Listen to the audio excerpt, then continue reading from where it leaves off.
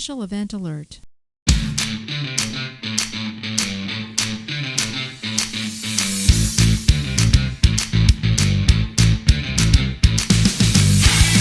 Get through the turnstiles and run! This is Late for Changeover, your weekly space news and variety show. I'm your host, Marty Smith, and I'm joined by Mr. History, Eric Perrott. Howdy, gentlemen. Our man in the closet, Jake Wall. What's going on, guys? Good to see you. Our little teapot, Kevin Balcom. 12-0, go blue. And our big burn, Mike John. All right. We're here to bring you the latest headlines and updates pertinent to all Guardians and to the other lesser branches as well. So take your seats, get informed, and have a laugh as we present Late for Changeover. Late for Changeover. That may have been one of our more smoother introductions. Oh, yeah? And I like Mike getting confident with it, man. Get comfortable with it. Man. Pulling out a little Matthew McConaughey shit. Matthew McConaughey. You see those commercials that he's in for that crazy, what is AI it? stuff. Is it About a car, though, Strike right? or something like that? He it was doesn't with make Lincoln any for sense. a while. Yeah, the Lincoln ones. I like the one where he was sitting around the fire, like drinking whiskey or whatever that one was. Was that for Lincoln too? Oh, It had an know. old blues song. It was really good. So, in honor of our outro, I introduced the kids to MXC, the most extreme challenge. Nice. And they were like, what is this? I was like, this is before, yeah, way back in the day. And he goes, are they actually saying that or is that dubbed? And it's just such poor quality that you can't hardly see their lips anyway. So you're like, oh. I'm Yeah, like, it's that's just true. trash dubbing. all they do is just they don't worry about the mouths. They just worry about how long they're speaking, and then they match whatever they say to how long they're speaking. And a little That was bit a of the brilliant motions. Oh my Brilliant goodness, show. that was Yeah. it was fantastic. I'd love to have that game show here. I think Wipeout was the American try It tried. at Takeshi's Castle or whatever that game show was. Takeshi's Castle. And You gotta have But the this- gimmick. You gotta have the gimmick of the dubbed voices with the joke, that stuff. well, Like, that's true, this- but you also have to have the threat of truly getting hurt. I mean, if you Yeah. watch some of those competitors, they're like, oh, they're barely walking off. They're running towards those like floaty rocks, and some of them are rocks, and And some they of them take it are right in the chest. and they just Oh, go boom, yeah. straight, just yeah. full on sternum. You're like, Crack oh, sternum. Oh, Yeah. it's so good. That they got a little foam helmet. They're like, yep, we're good. my wife actually loves all the little things they say right before they compete. Yeah. You know? yeah. I'm not a virgin anymore. You know that it's so good. It's so funny. Uh, So here's my thought of the day. So I was watching Die Hard 2, and there was a scene where I can't even remember that guy's name. He was on a sitcom in the 70s. Amos, I think is his last name. The black guy who led the response team that was supposed Major to go Grant. out. What's that? Major Grant. Was that his That name? was his character's name. Yeah. His major Uh, lieutenant or I think it was major. I think it was a major because the other Yeah. guy was a colonel. The guy he trained. So there he's given all these orders, and then he takes a time hack, and they all pull their watches out. And he's like, 3, 2, 1. That is one of those things that's gone with the dodo, right? I mean, ever since GPS got enough satellites in view. Still, really, I mean, it wasn't until phones, right? Even the flip phones, right, had time on them, I think. Hey, you had it beforehand. Like I had G-Shocks that would get the signal from the clock up in shit. Boulder. Really? And they would send out a radio signal, and the G-Shocks would be able to receive that radio signal and sync up your watch with the GPS clock there in Boulder. No shit. That was so there is a absolutely no more reasons to have a time hack then. not really. Not really. synchronized watches. I mean, the funniest time hack I ever sat through was we were just about to do this operation, and for whatever reason, commo officers were always sliced off to all the maneuver units. And I don't think in my 10 years in the Army that I had a English as a first language commo officer. I had Makes a sense. like an Asian guy, a Mexican guy, another Puerto Ricans were always the best. Yeah. And he was counting down. He's like, hey, it's going to be 2,100 in 10, 9. He skips 5. Everybody's like, wait. And he goes, shit. Oh, shit. Wait. It'll be 2,101. So you had to wait for the whole next minute. We all had to sit there and stare at each other. What a funny It's story. Like a Monty Python grenade. Kind of, yeah. 3, sir, 3.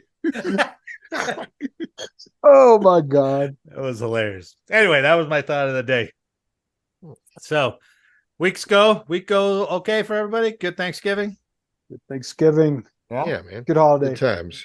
It was Fantastic week. Oh yeah. Well, he's got the glow of I tell you, Rivals week. I've always, you have your primary team, but you have a couple other teams. I always kind of subtly pull for Notre Dame. I always like Michigan too. I think Michigan's got the best helmets of all time. Oh, I agree. I've always kind of pulled for Michigan, especially when Colorado pulled the miracle at Michigan. My goodness. Do you remember Randall Bohannon?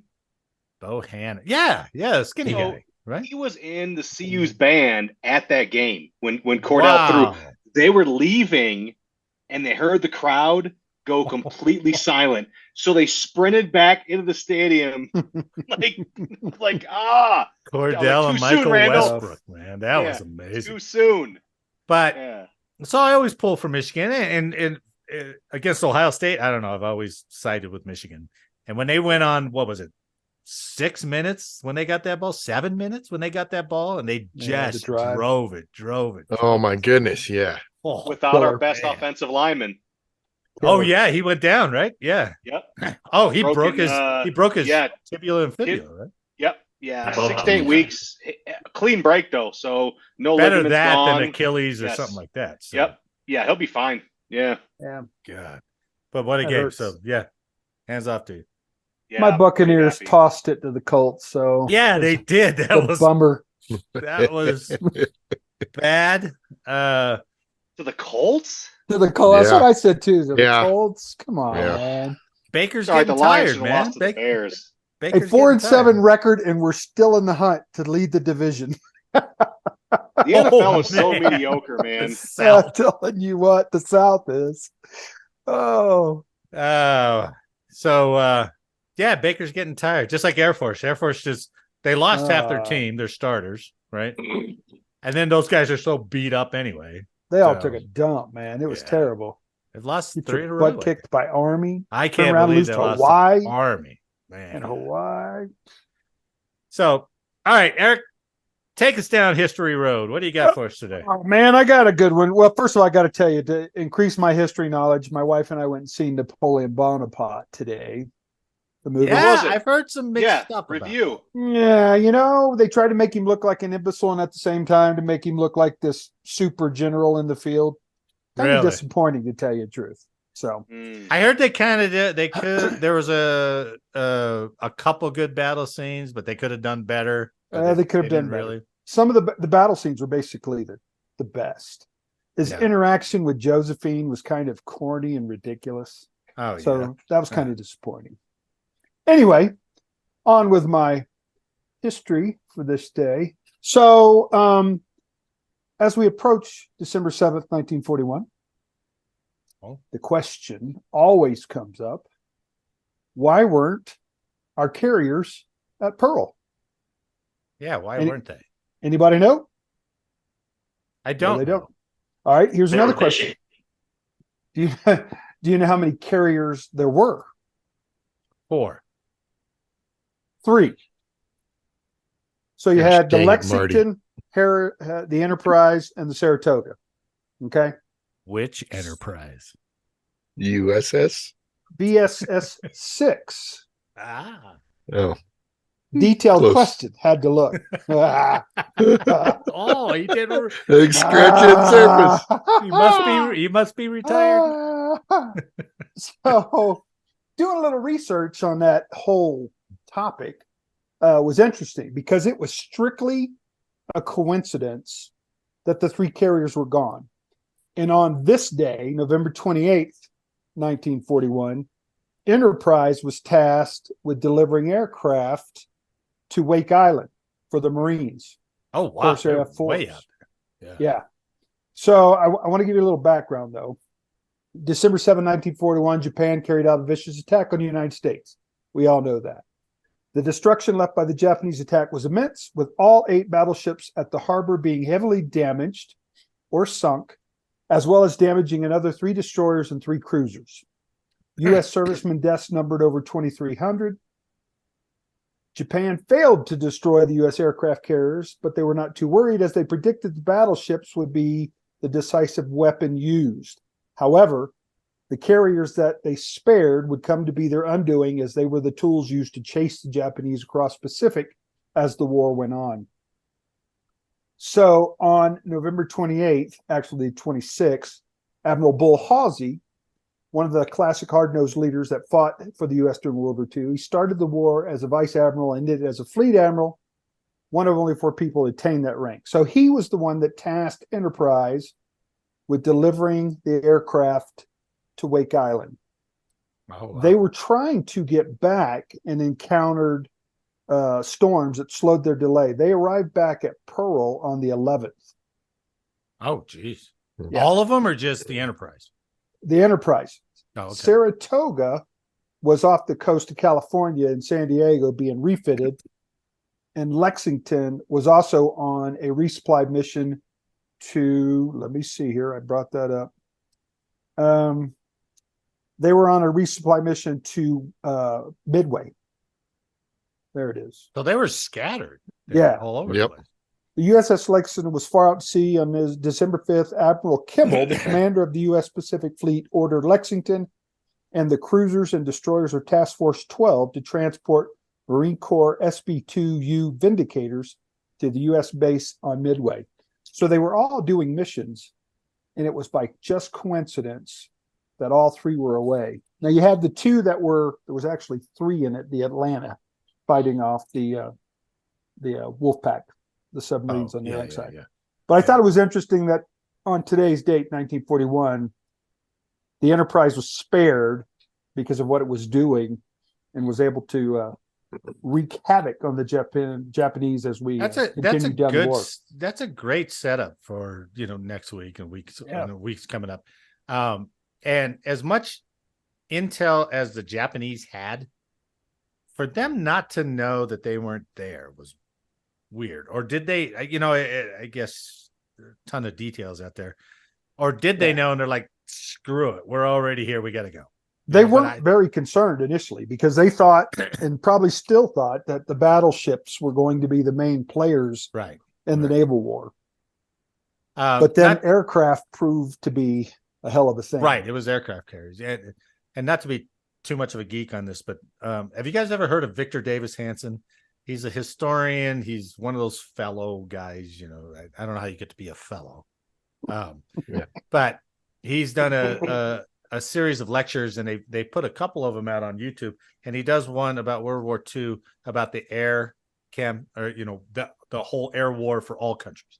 And he does one for navies and for all the navies. And he strikes on that general point about how the battleships were the generation before, but now aircraft carriers are the ones that are going to be able to project power and bring the fight forward. And we were much more forward thinking for the aircraft carrier than the Japanese were. So, well, remember too, though, they used 3 carriers to attack Pearl Harbor. Well, they did. You're right.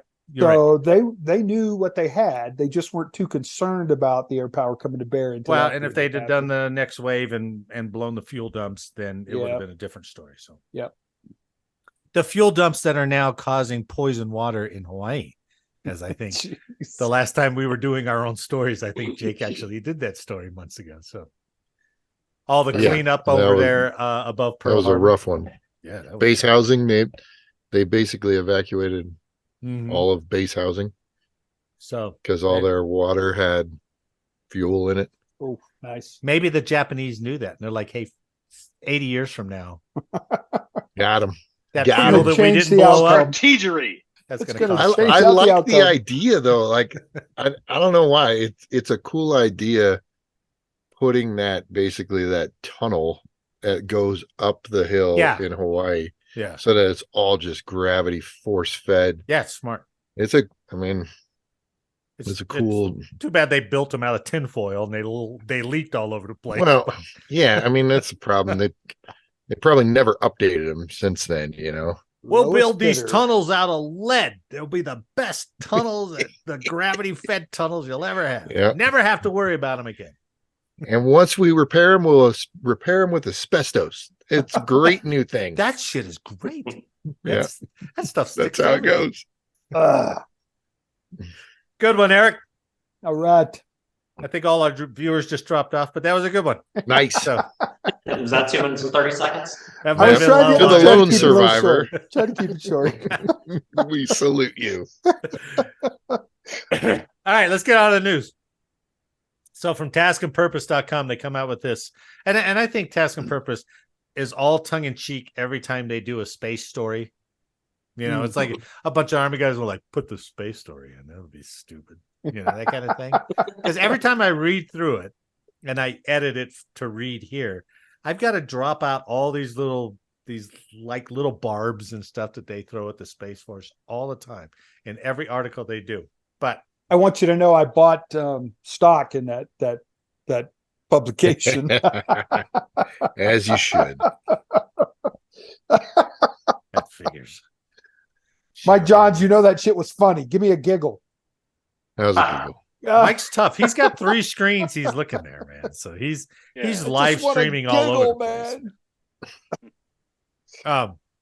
So from taskandpurpose.com, Space Force is going to track, quote, abnormal objects in outer space. So as I read through this thing, when I get to the end, it's like, I thought we already had units to do this. But anyway, this month's Space Training and Readiness Command. You know what the acronym is for that?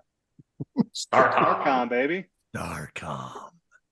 Unbelievable. So this month, STARCOM published a new bit of space doctrine, SDP 3-100, Space Domain Awareness, which the command called, quote, the first operational level doctrine publication developed by STARCOM for the U.S. Space Force. So finally, that almost sounds like finally they produced something. No, they just took Air Force Space Command off it, put STARCOM on it. It's the exact same shit. I did that all the time, and then put on my EPR first ever. Bullshit. We'd have annual first evers. We were that good. First evers and single-handedly. I mean, it's factually correct, but right. First ever in 2024. Splitting hairs, homie. Splitting hairs. Come on. The overall document is straightforward, explaining how Space Force plans to operate its own satellites and take into account other nations' spacecraft, satellites, both national and commercial, and generally plan for what happens in orbit. But as the team at space.com noticed, buried in the wider document is a look at the unknown abnormal phenomena, better known as UAP, which I didn't realize what that term was until I read this article. I know they've changed it from UFO, and God knows why they did that. You know, probably because they don't want any associated with any of the old stuff, and they're just like, we'll call them unknown abnormal phenomena. That doesn't even mean it flies. That could be someone something... got promoted for that. Someone. Yeah. It's an OPR. Yeah. And then they're like, hey, that's a great acronym. Now let's make the world use it. They're like, okay, UAP. I still UAP. think STARCOM is so appropriate. I'm trying to get over that. I know. STARCOM. I like to throw out just a little thorn in Eric's side at the beginning because it bothers him the whole. He's like, God, the disappointment just like his Space Force hair shirt. God, the hell is that? Jesus. The document notes, quote, it requires the ability to rapidly identify and respond to threats and hazards, including objects that exhibit abnormal observables and patterns of life and cannot be correlated to any owner or point of origin. Holy cow. Somebody came up with that phrase, right? That says literally nothing to me. The whole Really? freaking article says nothing. Well, that So whole the thing, I mean, it's just so general. owner or point of origin is referring to who launched it, what country Right. launched it, Yeah. and when it went into orbit. But if we don't know, we're still going to look at it.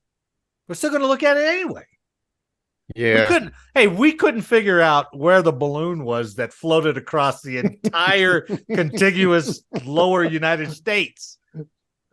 Well, so they say. Did we? No. I don't give them the benefit. I don't give them the benefit of a doubt anymore. Oh, okay. Look at all the stories we do. You're going to give them the benefit of a doubt? You may have a great hairline, but you need to think a couple steps lower here. You need to come on, man. The hunt for anomalies and other unidentified phenomena has become a serious matter for the Department of Defense. Last year, the Pentagon opened the All-Domain Anomaly Resolution Office, meant to track these unidentified objects or sightings across land, sea, sky, and elsewhere. Land, sea, and sky elsewhere. Other universes.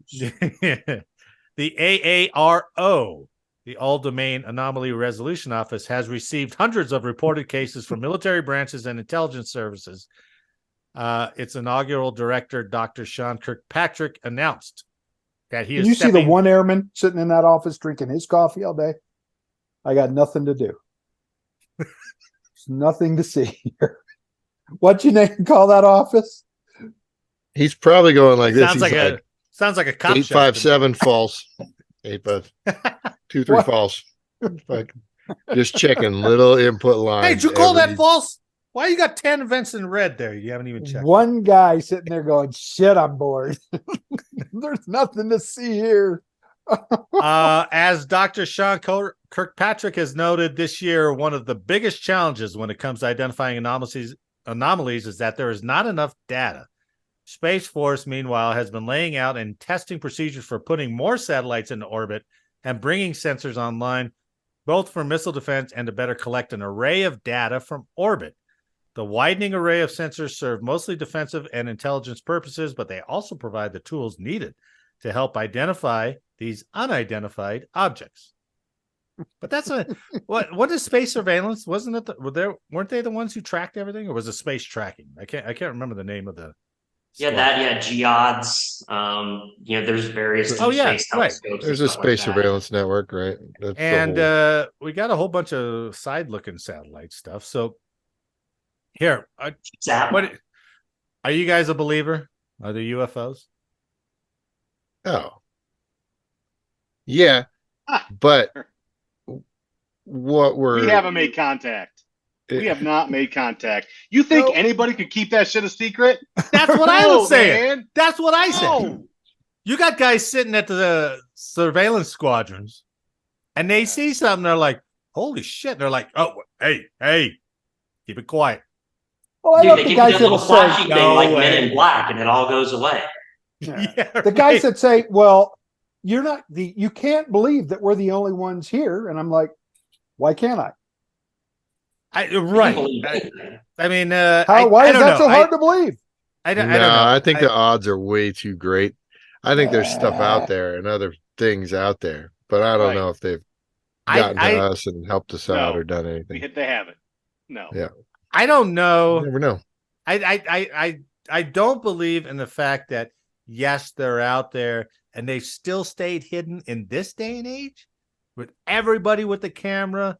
Every social media thing out there I know they had testimonies. They had like 3 TS cleared guys who said, oh yeah, we've seen it. They're buzzing us up there. They're buzzing you?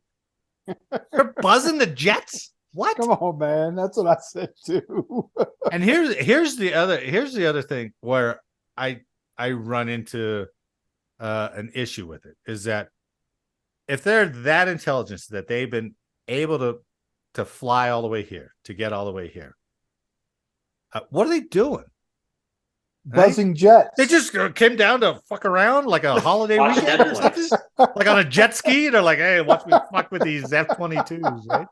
It doesn't make any sense. That's South perfect. Park got it right, man. We're a reality TV show for galactic television. Maybe they're that advanced, right? Yeah. And these are VIPs coming to visit us to see it firsthand. I tell you, Clark Kent, Superman, he just covers his identity with glasses. Right. Yeah, right. Boom.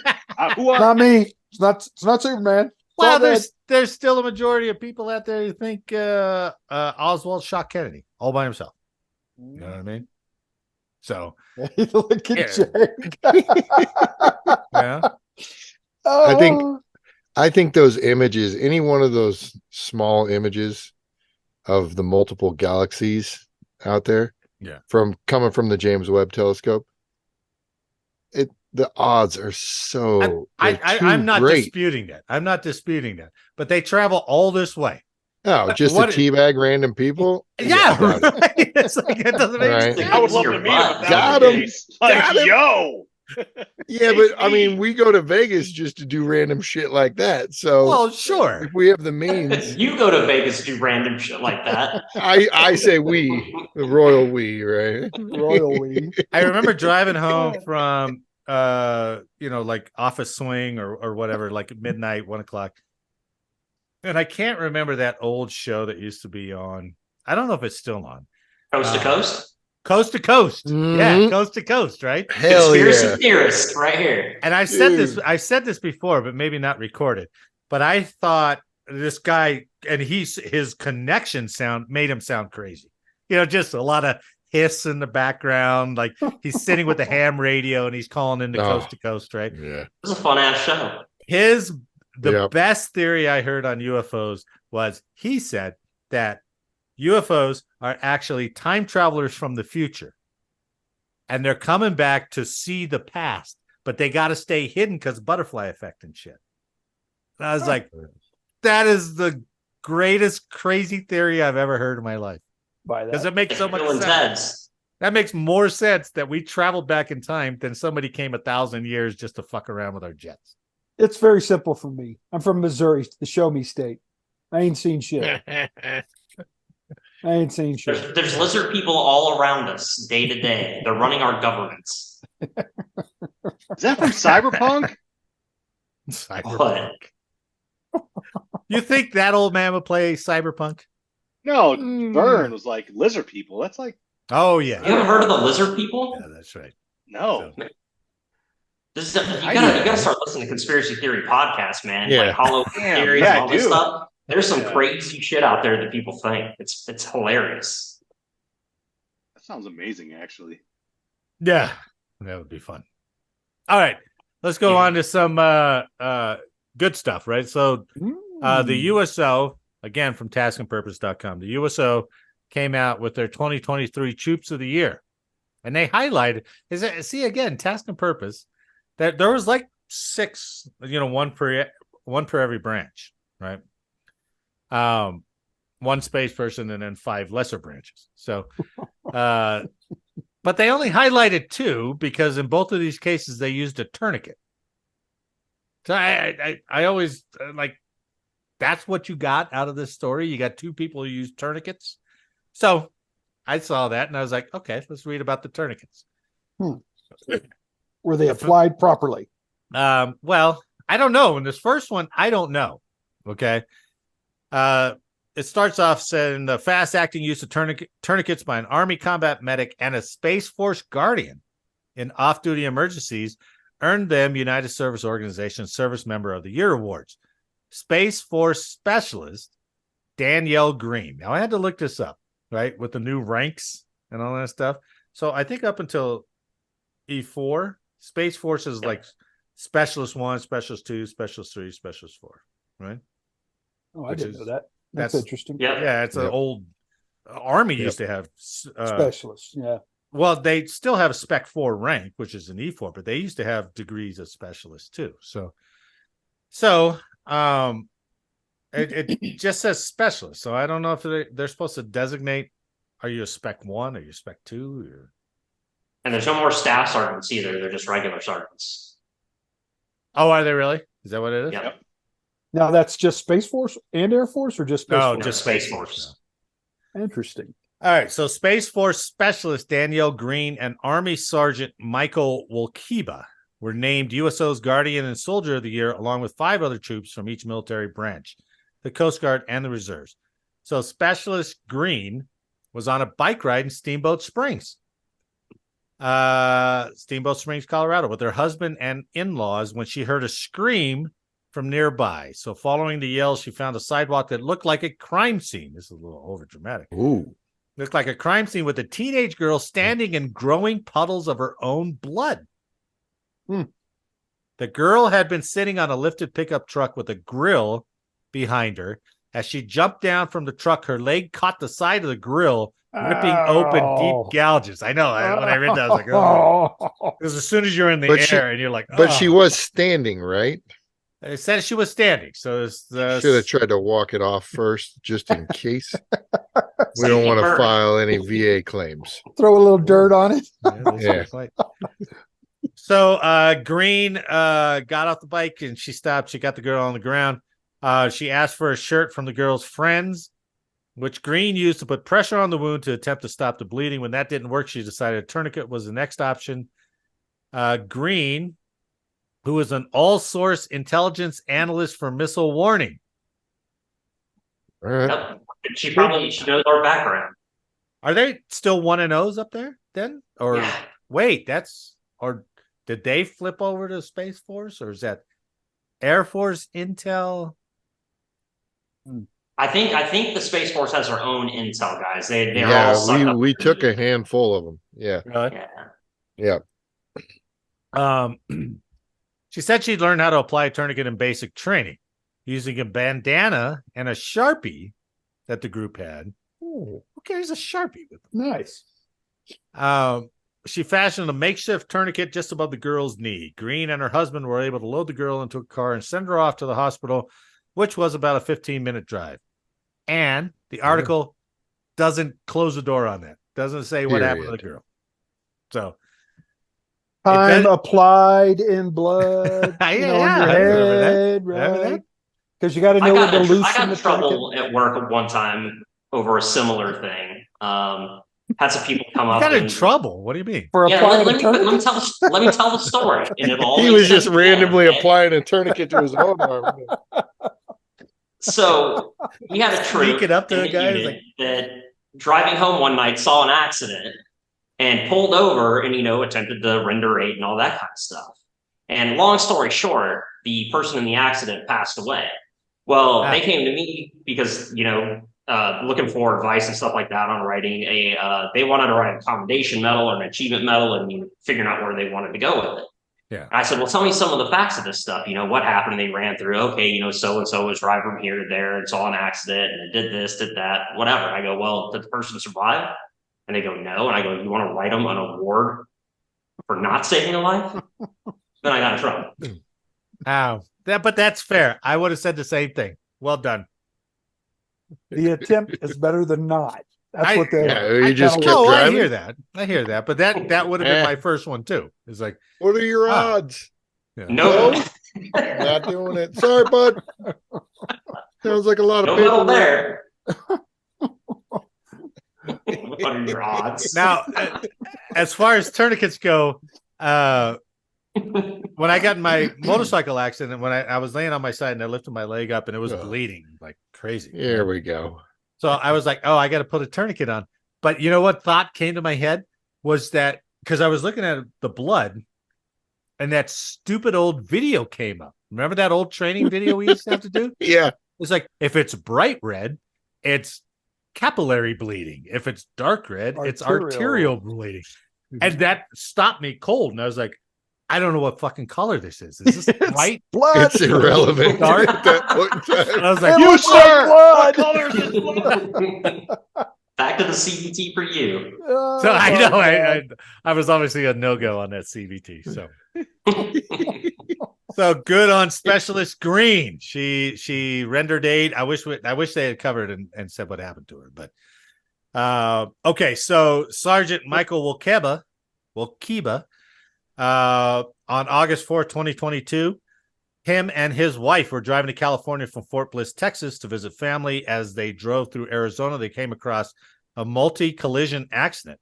State troopers were trying to get into an RV that had slammed into the back of a semi-truck.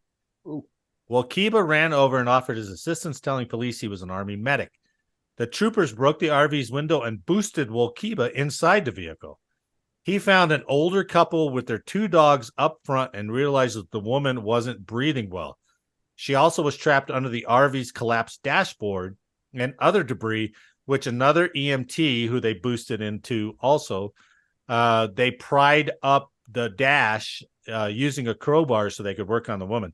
As the other EMT held the crowbar, Wolkiba used a state trooper's first aid tourniquet on the woman's left leg to stop the bleeding. So that's kind of cool. Huh? He jumped in there, right? And finally, that random crowbar you've been carrying around came in handy. That's a good point. Yeah. And it really, because there's that whole thing. It's like, you ever run into those people and they're like, "Oh, we sold everything. All we do is travel around in an RV." Yeah. And as soon as I read that, I was like, "Oh, yeah, that would put an end to that." Yeah. So, I didn't mean it to make it sound shitty, but I was like, "Oh, an older couple." I was like, "Oh yeah, we'd be fucking done. That'd be shit." Got to be careful with the old comment too. Why? Apparently, I'm older than you, Eric. So what are you talking about? Oh. Maybe you just act older than him. Maybe more mature. Maybe that's what. Yeah. I'll give you that. Keep telling yourself that. Well, I'm the one with the OnlyFans. Come on. That's true. That is a young man's game. Thriving business. Right? Yeah. Well, it's a niche game. Eric fits a niche. It's a niche. They call it a fetish. Yeah. Oh yeah. Sorry. He's got about as much views on OnlyFans as we got on Facebook, and they're all dropping off after 30 seconds. Yeah, it's like 3 views a month. Ooh, that's not what I thought that was. The first accidental thigh shot, and they're like, okay. It could be that just that stimulating, right? It's those 1970 volleyball shorts. You know what I mean? Yeah, Ranger panties. Yeah, man. The old silkies.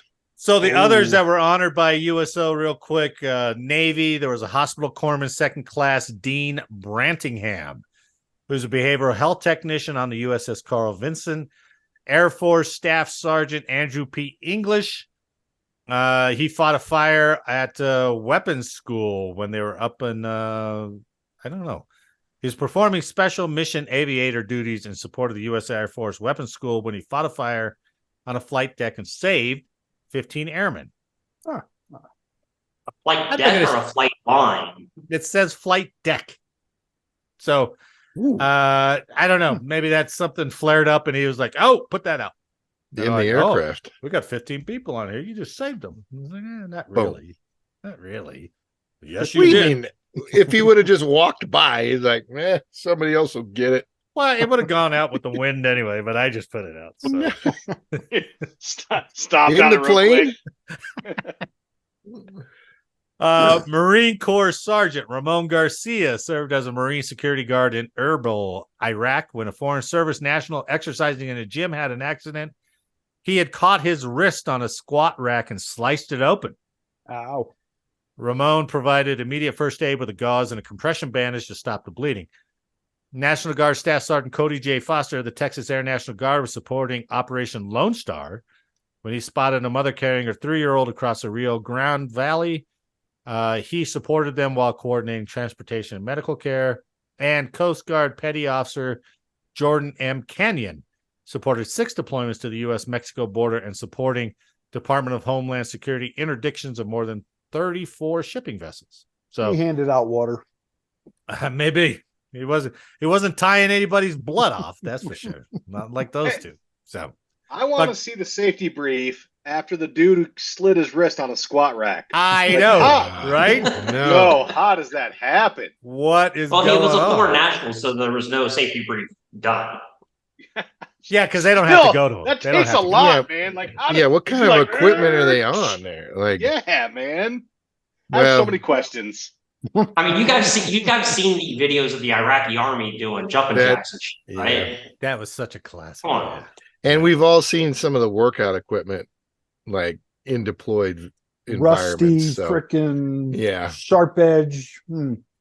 Yeah, this could have been tires on an axle, like on the side of a building or something like that. It's hard to say what the gym in Erbil, Iraq looks like. You know what I mean? I mean, I don't know.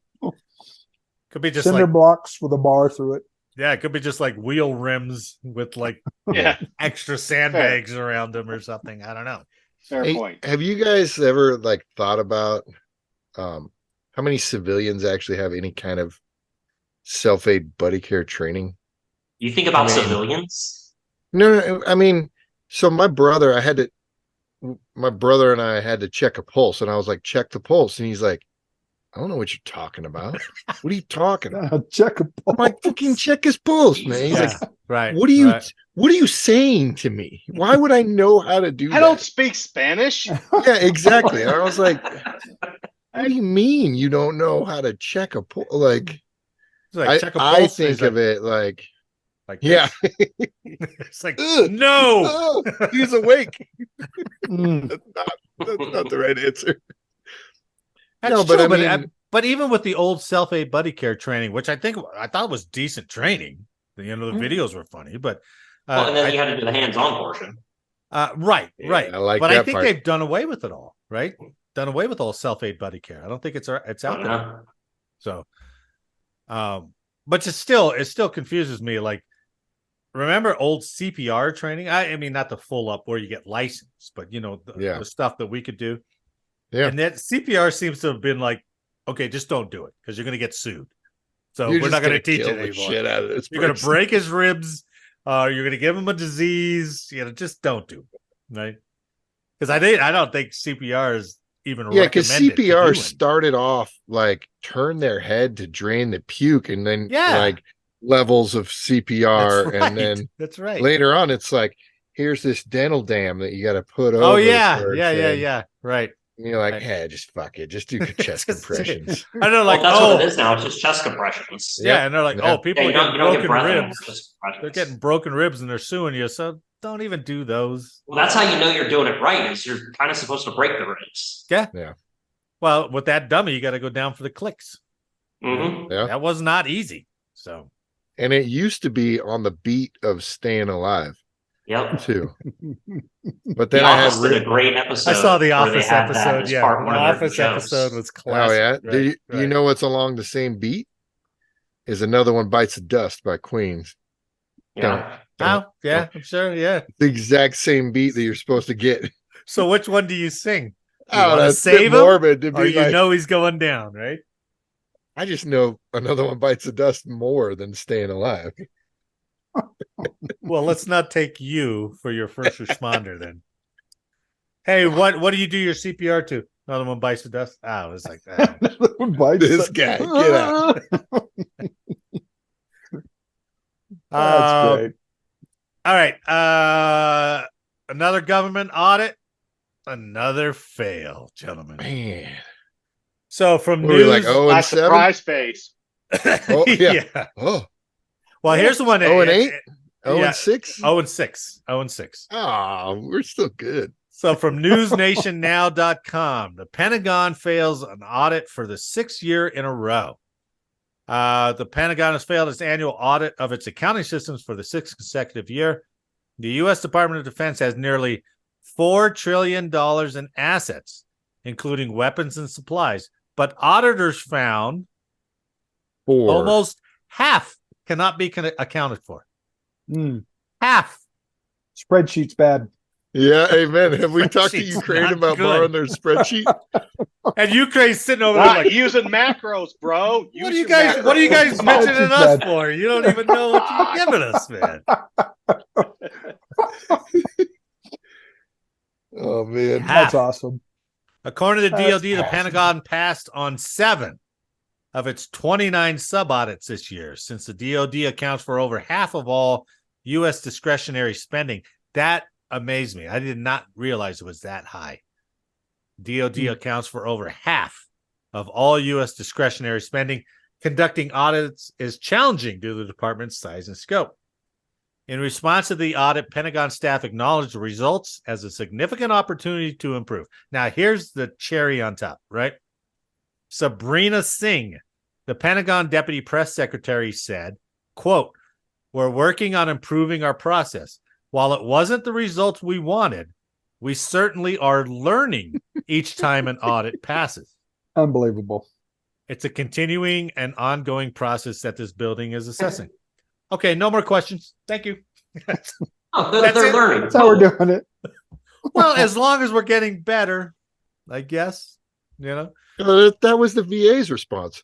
Yeah. But we lost less than $9 billion, right? Like we did last year. How does the VA lose $9 billion? Oh, they lost $3 billion this year. I'll tell you what. I'll give you. This year they did really good, and somebody got an award for it. I'll give you this little example. Billion. And this is a weird to say, but I'll give you a little example. So I went to the VA because I was having these little patches on my arm, and they were kind of hard and scaly. I was like, "What the fuck is this?" And it was when in the sunlight they were like turning pink. They weren't tanning anymore. So I went in and saw the dermatologist, and they're like, "Here, try this cream and try this light therapy." And I was like, "What's light therapy?" And they're like, "Oh, it's essentially a tanning booth, but it's different waves than what a tanning booth is." So I went up there for like 8 fucking weeks for 5 minutes at a time to stand in this tanning booth, right? And I go, "Is it helping you?" It's like, "Yeah, surprisingly, it's actually going away." And I'm like, "Well, if you want, we can put in a request to have you get a home one." I was like, "One at home?" And they're like, "Yeah, it's a compact thing. It kind of folds up and you spread it out. And it's like a divider, a little divider kind of you stand in there and it tans you, right? Or it does the UV rays." I think I've been down that road a little bit. Get a little tan going. Well, I said, okay, well, how you do that? And they're like, "Well, you got to put a request in." I said, and she said, "We've had some requests put in and people have brought them back because they didn't use them." I said, "Oh, well, can I just get one that you brought back?" And they're like, "No, we can't store them." I said, "Why can't you store them?" I said, "We don't have any room for it." I said, "So what do you do?" It's like, "Well, we can't resell them because it's a VA against policy. We can't store them, so we dump them." And I was like, "How much are they?" And they're like $3,000. It's like, Jesus. So one of those little units, they can't store it, they can't resell it, they can't send it back to the manufacturer. Yeah. Trash. So that's why VA can't. They didn't try to freeze those off because I've had skin cancer, right? So I go every year, get the bottom to top check, and any trouble spots they freeze. It wasn't to that. It wasn't to that level. It wasn't to that level. So it was just kind of irritating. That is a lot of effort to that. Yeah, that's wasteful, man. Yeah, that's bad. But that's why the VA can't. They've only lost $3 billion, not $11 billion this year. Well, I told you about that. They cut those little tumors out of my arm. Oh yeah. And the doc is done, and he goes, "Hey, do you want these clamps?" And they're like the surgical metal clamps, and I'm like as a souvenir. He goes, "No, we don't have any way to sanitize them, so we throw them out." So everything on the tray, he used 3 or 4 things on this tray, and there's 8. And they're like, I'll go, "Everything?" He goes, "Yeah, I can't give you the scalpel, but the rest were just thrown out." Wow, that's probably when you probably had a pocket knife in your pocket, but they can't give you the scalpel. But that's where the policies just undercut each other, right? Right. Yep. And they're stuck, and the employees are, they're like, "Hey, this policy, I got to throw it out unless you want it. You sure you don't want it?" Yeah. So if we have that and the Pentagon can't find half its assets and they're good with it, it's like, we're learning. We'll be better in a couple Did they years. do better than last year though? No, same as last year, essentially. No. Yeah, all the subsections passed. That shows consistency then. Yeah. So they don't want to pass. They're not backsliding. Yeah. So that's the point. Well, we counted all the boats and planes. So we're good. Yeah. You got all the bases? You good? Okay. You know what? When they come down to the end of the year and they're like, "Hey, where are these assets?" How much you bet they got a long list that just says Ukraine, Ukraine, Ukraine, Ukraine, Ukraine. Yeah, Ukraine. I was going to throw that out. That and Afghanistan, the withdrawal from Afghanistan. Oh yeah. We had a whole bunch of stuff over there. We wanted to get it back, but you guys wouldn't let us get it back. So yeah, not on us. Fuckers. Fucking love it. I'd be the same thing. Like, man, it's over there, bro. We gave that we gave that to the sister squadron. I don't know where that is. A bipartisan group of senators has proposed legislation to ensure a successful DoD audit next year. Yeah. What's the legislation say? They could just line out things and we won't discuss it, or what? How is that going to ensure a successful DoD audit? You will pass it. Well, okay, great. Okay. Yeah. Not that legislation is going to get passed anyway, but what's it going to do? Hey, we didn't. Well, try harder next year. Okay, I'll try harder next year. So, all right, our last story. Now, I've got a slant on this last story because it sounds screwed up, right? And Jake, you already texted me with your initial reaction to it, but I got a different slant on this. So this is from military.com. The Marine Corps tried to redesign its physical training uniform. After 3 years, it's abandoning the project. 3 years. So it's too difficult of a thing to tackle. Too How hard. could we possibly develop shorts and t-shirts? Right. Just impossible. The Marine Corps has ended a plan to revamp its physical fitness uniform according to the service. The initiative lasted nearly 3 years, but produced no new uniform. In 2020, the service set out to redesign the trunks and undershirt to make up the Marine Corps warm weather physical training uniform. The first prototype of the uniform kept a classic green color scheme, but featured knee-length shorts, moisture-wicking fabric, and thick reflective lines on the back of the shirt. And now, tube stocks to your knees. I want to see somebody collect the data about how many runners are getting run over without reflective shirts and how many are not getting run over with reflective shirts, right? Because somebody got that in their head. It's like running around the LUD. Got to put your reflective belt on. Has that cut down? I think that was always Army. Pedestrian vehicle accidents. Air Force never did that. I never ran when I was deployed. I never had to run with reflective shit deployed. Well, but you did. You went as a cop. You didn't go as. They didn't have that shit in the nom. We had to be in one uniform or the other. Right? It was either you were in your duty uniform or you were in your PT gear. But you had your stupid reflective belt on. No, we never wore that shit. Nor a vest or a belt. We ran. Man, I don't know how you survived. Yeah, I didn't get run over. This is the 1%, ladies and gentlemen. This is the 1% that survived before reflective. Goddamn Greek god over here. My daughter, who just had her baby, and she has this complicated car seat. You know, the seat actually, there's a base that's really secure, and you pick it up after that. And she goes, "Hey, Dad, remember that car seat you used to have for me?" And I was like, "Yeah." She goes, "If you took a corner too fast, I'd fall over." And I was like, "Oh yeah, I remember that. That was pretty funny." And she goes, "Look at this thing." And I said, "Well, you know, I remember sitting on my dad's lap driving a steering wheel." So how do we go from that to like ultra safe, and we got more accidents? So I don't know. I'd like to see the reflective belt stripe data on, are we really saving lives, or is that just something we do now? I think it's just that we've got that mentality of one mistake and done. So somebody got hurt, we're going to fix this. One person. Well, no, you got to learn from it. You can have one mistake, but you have to learn. Yeah. Yeah, but I think that our mentality has shifted where people are so mistake adverse. Oh, right. Yeah, because nobody wants to say, well, was he wearing his reflective PT shirt? No. Well, how hard is it to put on a PT belt? That's always one of those things with stupid ideas that, well, how hard is it to do this? Well, it doesn't matter how hard it is, it matters how dumb it is. You know, and it's somebody who's going to go, well, I look at motorcycle accidents and everybody I see in an accident is not wearing reflective gear. So reflective gear, and just like, that's the lousiest conclusion you could ever come to. But that's the kind of mentality that infests all this stuff, right? Yeah.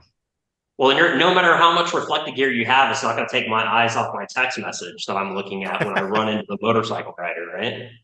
Or the deer that cuts across your brother-in-law's motorcycle and like breaks his leg. Like that deer could give a shit about your reflective gear. Exactly. You could do everything right. And that deer says, didn't matter. Yeah. What the fuck? So they got the Marines got negative feedback on the knee-length shorts. Last year, the Corps acknowledged that the initial design did not sit well. Specifically, officials said that based on feedback, the material was too heavy, the shorts were too long, and the reflective material was too restrictive. In October of last year, Marine Corps System Command tried again to revamp the uniform, cutting the inseam down to 5 inches and using a lighter material. That's, I mean, you go from knee length to 5 inches. Holy, that's huge. 1970s volleyball shorts right there, buddy. Kind of, yeah. Yep. Yeah. But they tried it out with 350 Marines. The reaction to the second effort is unknown. A spokesman for Marine Corps Systems Command, which was taken by then Commandant General David Berger to modernize the gear, told military.com that the initiative was unfunded for fiscal years 23 and 24. So no wonder they stopped it. Like, well, we got no more money. So just hold what you got. You know, efforts to improve the uniform design officially stopped in September. Marine Corps Systems Command has ceased work to procure and field the new PT uniform to redirect resources to more urgent defense needs. In September 2023, the Marine Corps rescinded approval to develop a new standalone physical training uniform. The Marine Corps is prioritizing programs that better focus on taking care of Marines and USMC modernization. So that's why I applaud them. Take care of the Marines. Right? So, Teapot, when the Arizona Cardinals drafted Josh Rosen and they realized they made a mistake, they were like, go get Kyler Murray. We're done. We're cutting bait, man. We screwed this up. We don't care what it costs us. We're out of here. That's what I thought of with the Marines. They're like, okay, this is dumb. Stop it. Well, and Kyler Murray is paying mad dividends right now. You know, what are the Cardinals, like 2-10, 2-12? They might be drafting another quarterback, but your analogy still fits, Marty. Yeah. You are 100% correct. He was hurt for most of the season too, though, so that did threw me off there for a second, Mike. I was like, "What?" Yeah, they could still draft a quarterback. They should. I think they should. So at least they acknowledged that this wasn't necessary and decided not to spend money on it. So that's why I was like, "Hey, good on it. Good on it." Smart. Yeah. I mean, it's not like where the Air Force is still plunging forward. They're like, we're gonna get these right. Hey guys, you gotta go clothing sales and get another one. I know clothing sales is out of them. They're out of everything. But so when they revamped the PT gear, oh no, like right before I retired, it was like, am I gonna start a fire? Like with the but then the second effort was actually pretty good. Like I enjoyed them. Like I thought they were fine. The New Balance ones? The swooshy ones were awesome. Yeah, Jake brought that up when they first came out with those. There was a little glimpse of New Balance ones that those were nice. Yeah, but then they went to those stiff nylon reflective things. So, but I don't know. All right. So since it's nearing the end of the year, I thought we might start revisiting some of the work we've done throughout this 2023. And with our new additions, right? We're at a boy band now. Yeah, man. We're a fucking boy band right now, right? But Teapot and Big Vern, you guys can judge it. We can all weigh in on it. This is not a competition. Well, it is a competition, but it's not a competition amongst us. We just decide which one is which. So I thought we'd start going back through some clips for the year. And this first one, or today, we're going to go through the best of the 2023 outtakes Ooh. That I don't know. Don't put things in the chat because that fucks me up. Because I'm like, what? So the outtakes are going to be the best shit. You know that, right? I was talking about tanning there. See how that light thing works? Yeah. That's how it works right there. All right, so I think I am sharing the sound. So just to give you an example, here's a couple just to give you an example and to test the sound. So you let me know if you can hear this or not. On your feet, everyone. Can you hear it? This is Service Headline News. I'm your host, Marty Smith, and I'm joined by our historian, Eric Perrott. We're here tonight. Let's go. And our man in the closet, Jake Wall.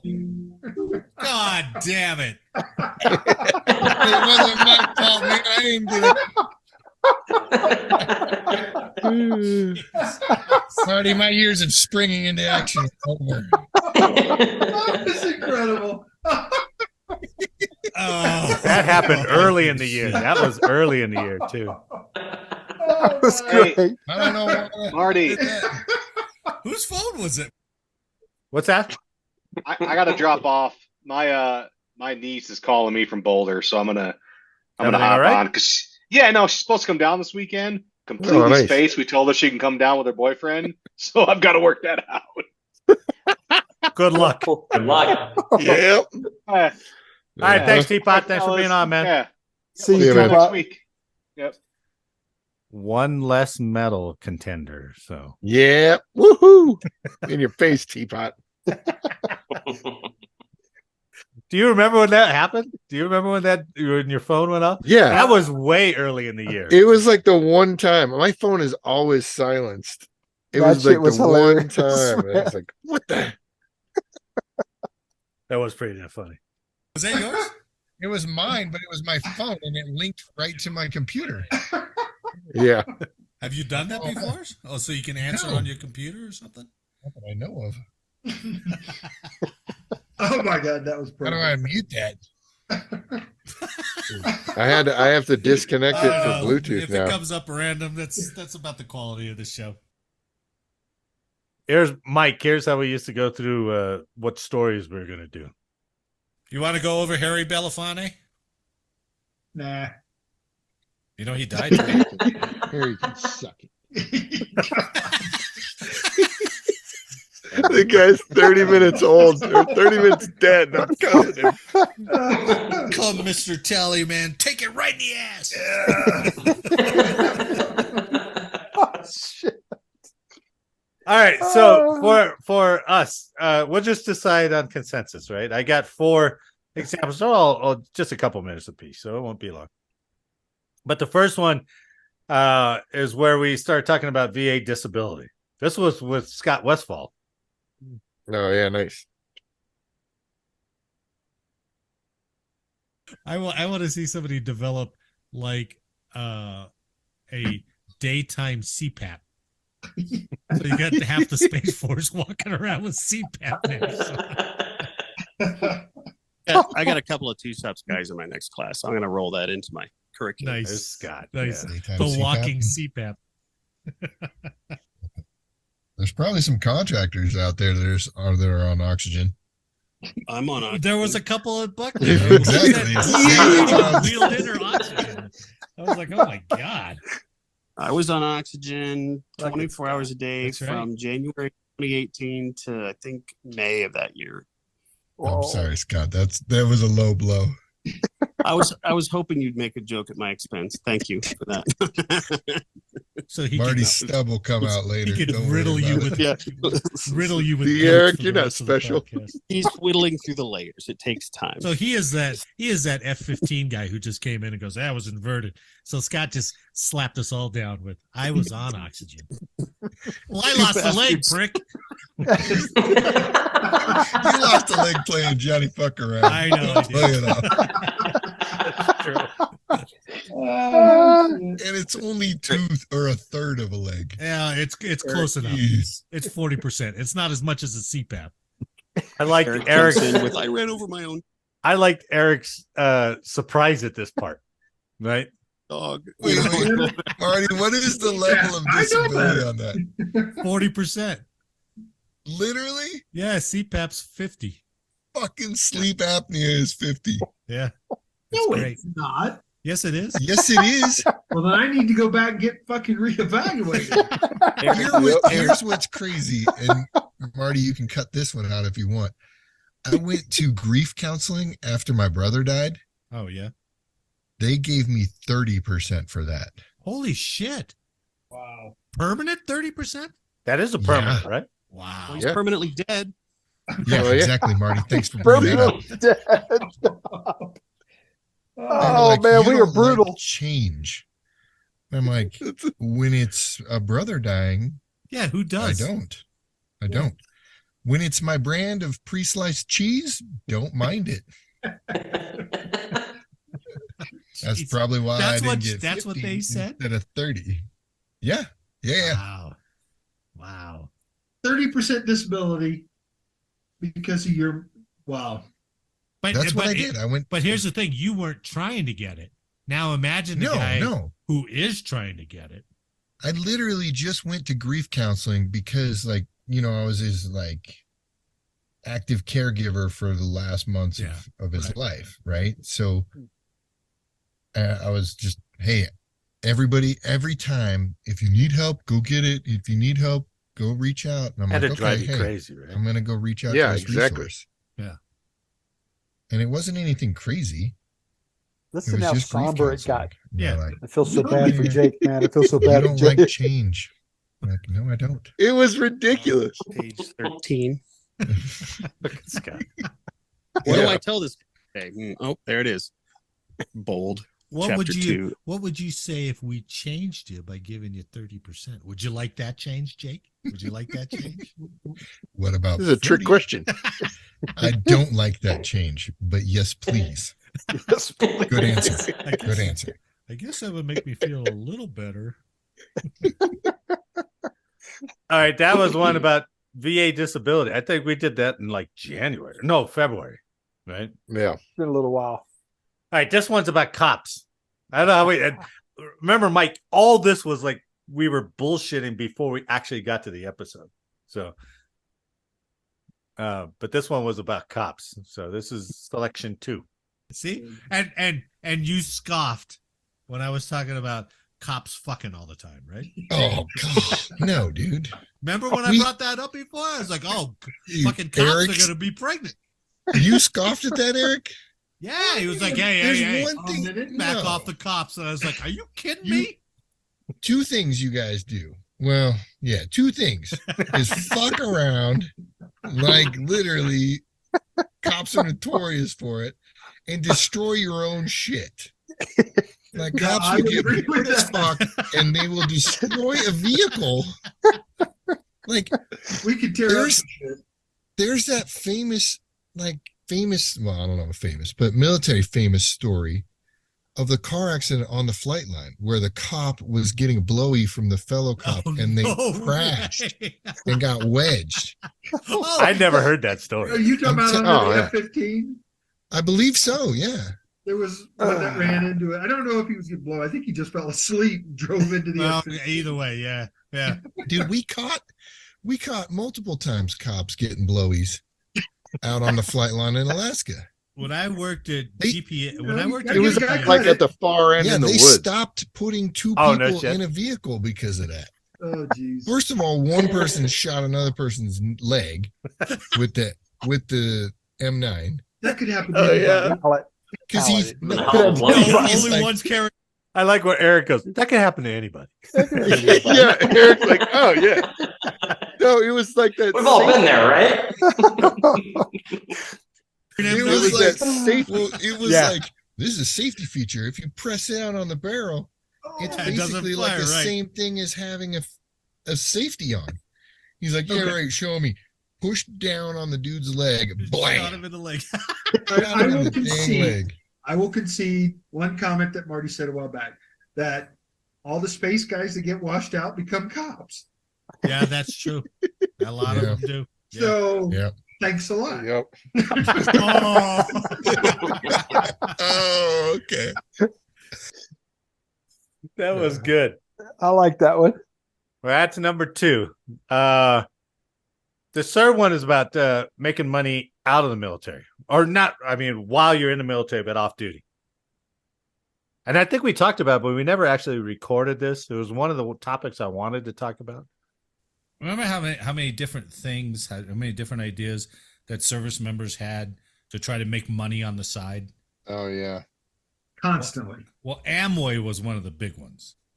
Yeah. At least it was in the Army. Was that around? Everybody was. You remember? Oh, was it really? Oh yeah. I knew Amway. Everybody was trying to fucking do Amway, and every other friend you had was like, "Hey, you want some laundry detergent? Why don't you just buy it from me?" And I was like, "Stop, shut up." I actually did it. I did it for a month, and I didn't sell anything. It just piled up, and I was like, "Fucking get me out of this thing." And Well, as soon as I Sam- said that, then like the people above me in the pyramid gave me the big put. Don't get out, don't get out. Yeah. You're about to make money. I was like, I'm not making any money, and I'm just That's annoying because everybody. they were I know. making money. That's Right. right. That's exactly right.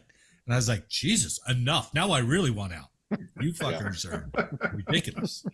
Well, like the ones on base are the essential oils, Oh, really? Scentsy, the smelly candles and wax and stuff like Smelly that, candles. Yeah. and then Pampered Chef. Oh, Peppered Chef. God, Big. Yeah. I didn't realize is Pampered Chef like an MLM? Yeah, Is it structured that same way? no, I think like the home sales ones are, Oh yeah. because I don't know that you can buy it at a store anywhere, can you? I don't know. I don't Yeah. think so. Oh, you know what the female thing was for Amway was Mary Kay.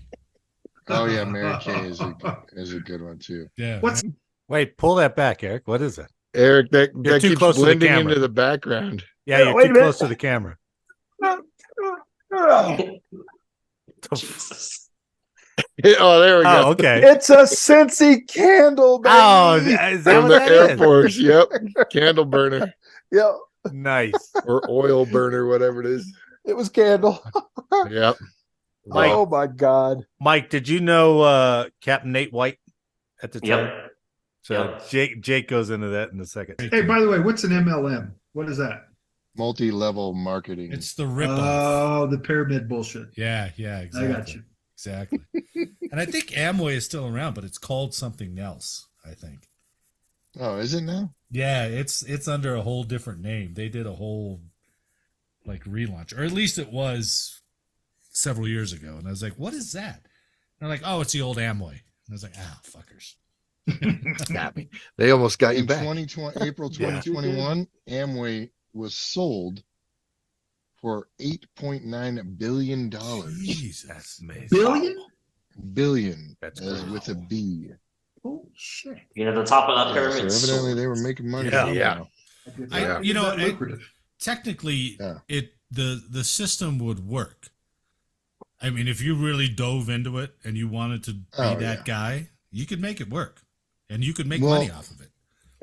Nate White's wife, they're living on her income from Mary Kay. Oh my Yeah, God. Mary Like, Kay. she- Yeah. She gets a free car every year. God damn. Is that Every, still? every Is year that still? they swap out a Yeah. car. Wow. They just got they And- had a and then mini Nate for a while. uses it to What's that?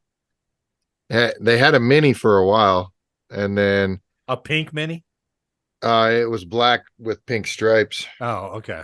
They don't do Yeah. the Cadillac anymore. That's freaking up there, man. Oh, it is. Yeah. The mini's here. They got like 4 or 5 cars in between there. Wow. Jesus. So do like whenever she's doing a thing at the house, Yeah. Nate'll go do Grubhub He really? and just Jesus. rock that Mary Kay car because they don't have to pay for miles. They don't have to do any of that stuff. Wow. She must And- have a lot of people under her. She's got quite a few. God Under damn. her. So Fellas, I'm going the easy way. I'm going to join the Girl Scouts and sell Girl Scout Yeah. cookies. Dude, those Girl Scouts, man. I'm telling you, I That's bought my right. girlfriend a money counter because I was tired of counting Girl Scout cookie season money. Oh, We were Dude, counting there would be thousands thousands. of dollars that's Really? lucrative, Still? man. Or is that on a years weekly ago? basis, thousands of dollars. and it pisses me off because like they're It's a smaller. lot of now, electronic and there's now. less in the box. Yeah, they're getting a little greedy on it. All right, so that was Amway. So we have VA, disability, the cops, Amway. Here's the last one about Jake denigrating a higher ranking airman. Why am I? I like how all of mine are like too hot for the normal show. Like, don't let him talk too much. We got to make Marty, up you time. were mentioning like a young guy with a bunch of ribbon rack or big ribbon rack or something. Yeah. In weapons. Do you remember this? Other career fields, we never wore blues. It was a rare occasion to see one of us in our blues at work, and it was either you're getting your butt chewed or promoted, or you were at like ALS or something like that, right? Right. So one of the guys, Sergeant Scott, he was a senior at the time, senior airman going through ALS, and came into work with his blues, and he had a Purple Heart, and I, of course, being the jackass that I am, I talked trash to him. I'm like, dude, you can't just buy whatever ribbons you want as the freaking PX. They mean something, right? Did you cut your face shaving? And he's higher ranking than me, and then I'm talking to trash. And he goes, it means something, Wall. And I'm like, oh, okay. All right, whatever. So he was legit. And I let it go. And freaking like a week later, my boss. I like how I let him slide. Sergeant Scott, or well, it was Senior Airman Scott, and I was like, yes, sir. Yes, Sergeant Eggman. I talk trash to everybody, you know. And he goes, you know, he was in Kobar Towers, right? And I was like, nope, clearly didn't know that. And he was in Kobar Towers. Hurt during the bombing, huh? Yeah, the day room they were in. The day room's on the second floor or the third floor, and you had to go downstairs to the phones. Like back in the day when we shared phones, and you had to call the operator to get connected for a morale call. Down there in the common area. Yep. Went downstairs, tried to call his wife, couldn't get a hold of her. Went back upstairs and was like, you know what? I'll just give her another shot. Goes back downstairs. Boom. The whole day room gone. Saved his life. Like literally in the stairwell or around the stairwell when the whole day room got blown up. Wow. And meanwhile, I'm like, you can't just buy that. Get out of here, you big sissy. We told. I think sometimes we tell funnier stories when we're not like into the program. You know, and that's why I want to bring that. Well, that's why sometimes I think funny as shit. sometimes I think it's like too structured with the stories and stuff. That's why I would hope it would just go off wherever you guys want it to go off. So what do you think? First, second, third, or fourth one? Number one has my vote. The disability one. Mine too. That was a good one.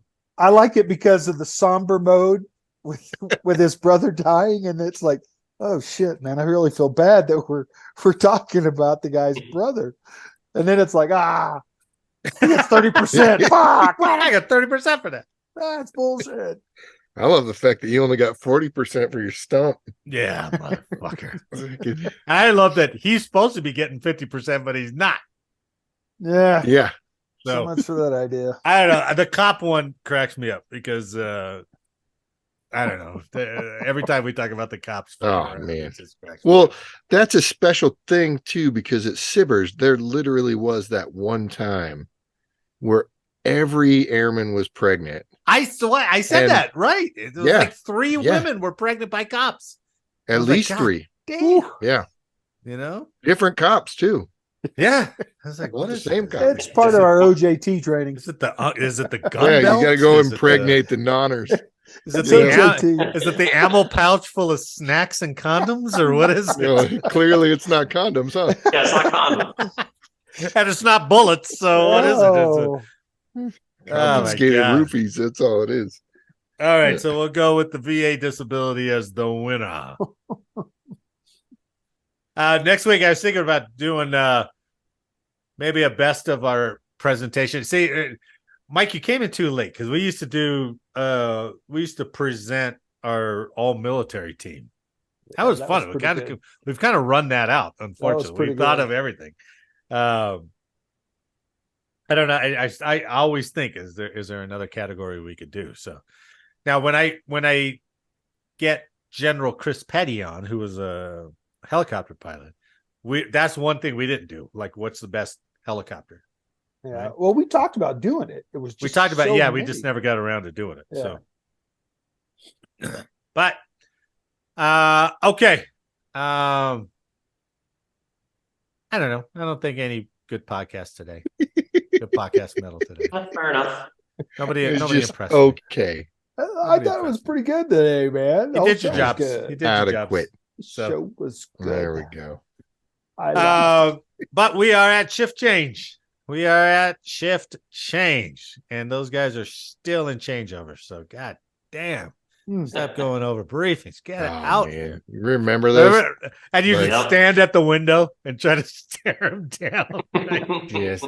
And I hate it when they laughed. How dare they fucking laugh Eric, when I'm going off a mid shift?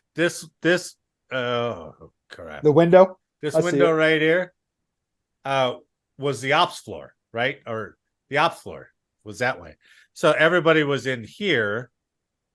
Everybody was in here, and the ops floor was looking at it. It was like, hurry up. We want to get out of here, right? Yeah.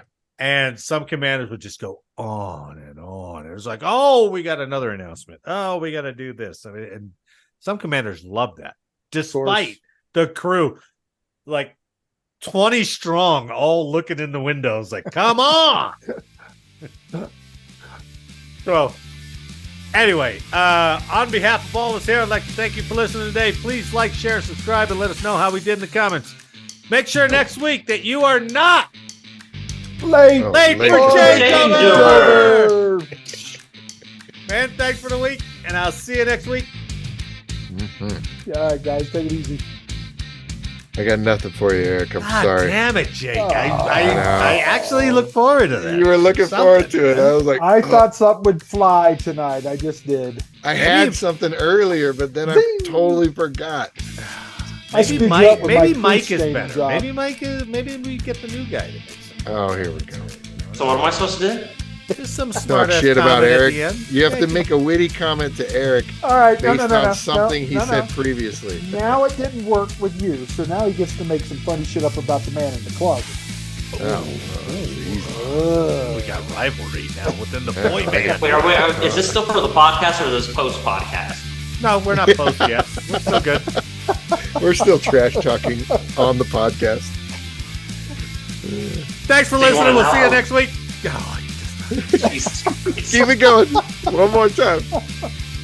Thanks for listening. We'll see you next week. All right. Yeah, we're good.